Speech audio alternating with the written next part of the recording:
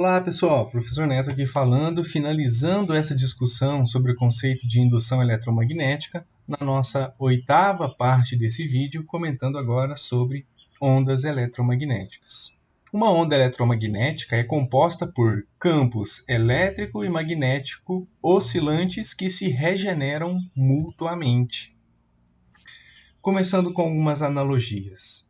Agite a ponta de um bastão para frente e para trás numa água parada e você produzirá ondas na superfície da água. De maneira análoga, se você agitar uma barra carregada para frente e para trás no espaço vazio, você pode produzir ondas eletromagnéticas no espaço. A carga de agitação pode ser considerada uma corrente elétrica. Ok? Nesse exemplo aqui de você agitar uma barra carregada. Então, a agitação dessas cargas pode constituir uma corrente elétrica. Primeira constatação, o campo magnético vai envolver uma corrente elétrica. Segunda constatação, um campo magnético que é variável envolve uma corrente elétrica que também é variável. Terceira constatação, um campo magnético variável cria um campo elétrico também variável. E por último, esse campo elétrico variável vai criar um campo elétrico também variável. Perceba como é o desencadeamento de uma mudança após a outra. Ok? Mais uma vez, campo magnético envolve uma corrente elétrica. Essa aqui é uma ideia de indução, tudo bem? Segundo, o campo magnético que está variando envolve uma corrente elétrica que está em mudança, que está variando. Um campo magnético variável cria um campo elétrico variável, certo? Então aqui a gente tem a ideia de campos elétrico e magnético mutuamente variáveis. E finalizando com essa ideia de que campo magnético variando campo elétrico variando cria um campo magnético também variável e vice-versa. Vamos lá. Uma onda eletromagnética é composta de campos elétricos e magnéticos que oscilam e se regeneram.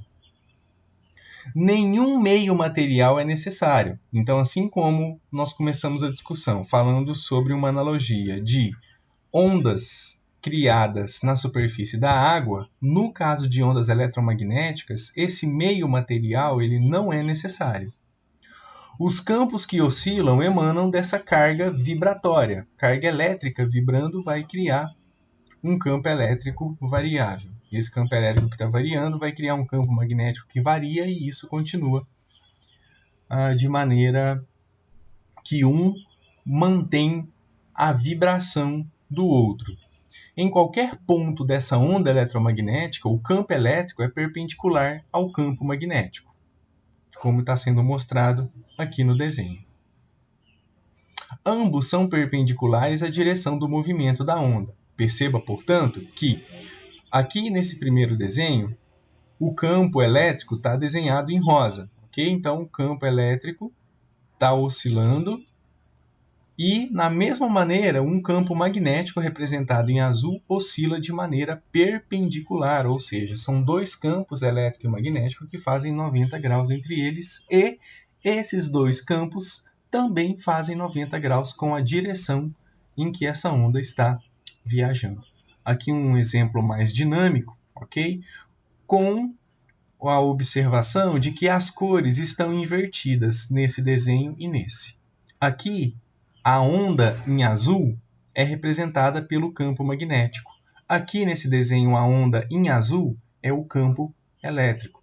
Ok? Mas exceto por essa variação de cor, os dois desenhos eles são complementares, ok? Porque aqui também nós temos um campo elétrico e um campo magnético variando de maneira que são perpendiculares entre si, como mostram os dois vetores aqui, ok? E a velocidade de propagação é mutuamente perpendiculares a esses vetores, campo magnético e campo elétrico. Certinho? Vamos comentar mais a respeito da rapidez da onda eletromagnética. Para essa radiação eletromagnética, seja ela qual for, onda de rádio, micro-ondas, a própria luz, com todo o seu espectro, de cores, você tem aí radiação alfa, beta, gama. Existe apenas uma velocidade, a velocidade da luz, independente da frequência ou comprimento de onda ou intensidade da radiação. O campo elétrico em variação vai induzir um campo magnético. O campo magnético que está variando novamente induz um campo elétrico e vice-versa. Então perceba que é um efeito que fica se retroalimentando. O campo elétrico varia, produz um campo magnético variável. Esse campo magnético variando por sua vez vai produzir um campo elétrico. E assim, indefinidamente, no caso da luz com a sua velocidade. Apenas uma velocidade poderia preservar esse equilíbrio harmonioso de campos, ou seja, para que você tenha um campo elétrico variando, produzindo um campo magnético variável, e esse campo magnético variável produzindo um campo elétrico variável, e um campo criando o outro indefinidamente, só pode ser criado com essa velocidade da luz. Veja, se essa onda eletromagnética viajasse a uma velocidade menor do que a da luz, esses campos morreriam, ou seja, eles ficariam cada vez mais fracos de uma maneira muito rápida. O campo elétrico ele iria induzir um campo magnético mais fraco, que por sua vez induziria um campo elétrico mais fraco. E esses dois campos eles iriam ficar cada vez mais fracos até essa onda desaparecer, ok? Agora, se a onda eletromagnética viajasse a uma velocidade maior do que a da luz, os campos eles iriam acumular uma energia, crescendo em magnitude cada vez maior. Em alguma velocidade crítica, entretanto, essa indução entre o campo elétrico e o magnético ela pode perpetuar de maneira indefinida, sem perda nem ganho, que é o que dá essa estabilidade para a luz. Ela só é possível com essa velocidade de 300 mil km por segundo. Então, nas equações de indução eletromagnética que James Clerk Maxwell deduziu, ele calculou que o valor dessa velocidade é de 300 mil quilômetros a cada segundo. Ele usou apenas as constantes em suas equações determinadas por simples experimentos de laboratório com campos elétricos e magnéticos. Fico adendo que os experimentos eles são não tão simples assim, ok? Não são reprodutíveis, por exemplo, em um laboratório de escola sem equipamentos adequados. Ele não utilizou a velocidade da luz. O que Maxwell fez foi encontrar a velocidade da luz que até então era desconhecida. Falando agora sobre a natureza da luz, Maxwell logo percebeu que havia descoberto a solução para um dos maiores mistérios do universo, a natureza da luz, composta por campo elétrico e magnético mutuamente perpendiculares que se retroalimentam e se regeneram e têm uma velocidade constante. Maxwell percebeu que a radiação de qualquer frequência se propagaria com a mesma velocidade que a luz. Essa radiação inclui, por exemplo, ondas de rádio, que podem ser geradas e recebidas por antenas. Um dispositivo rotativo ou oscilatório na antena emissora carrega as partes superior e inferior de forma que a antena tenha uma parte positiva e uma negativa, como mostrado aqui nessa imagem animada, ok? As cargas que aceleram para cima e para baixo na antena transmitem ondas eletromagnéticas. Então perceba, cargas que oscilam para cima e para baixo vão criar um campo elétrico oscilante, esse campo elétrico oscilante produz um campo magnético oscilante, e esse campo elétrico oscilante e magnético oscilante vão se retroalimentar produzindo essa onda eletromagnética, que aqui nesse slide é, por exemplo, uma onda de rádio.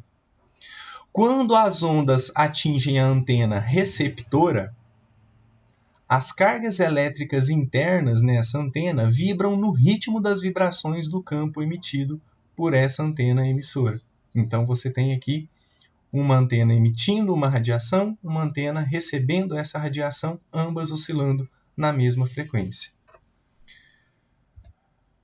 Para finalizar essa discussão sobre indução eletromagnética, a pergunta é: qual é a composição de uma onda eletromagnética? Pessoal, agradeço muito a sua atenção até aqui, sua paciência também em acompanhar toda essa discussão. Espero que de alguma maneira eu tenha colaborado para que você entenda melhor sobre indução eletromagnética de uma maneira que a gente não pode abordar na sala de aula devido ao curto espaço de tempo e as grandes tarefas que tem que fazer, como agendamento de provas, olhar tarefas e tudo mais.